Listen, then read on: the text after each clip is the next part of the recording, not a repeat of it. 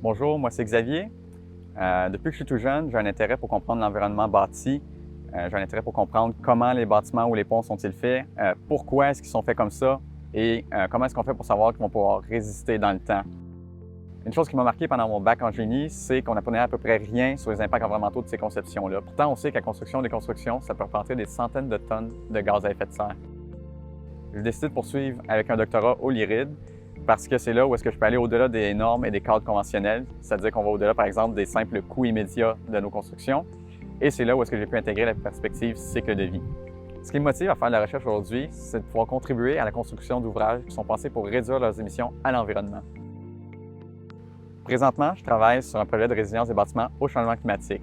On sait qu'il va y avoir des événements extrêmes plus fréquents et plus intenses à l'avenir, et qu'il va falloir adapter nos bâtiments d'aujourd'hui et de demain pour arriver à concilier notre besoin de se loger avec celui de réduire nos émissions à l'environnement en même temps.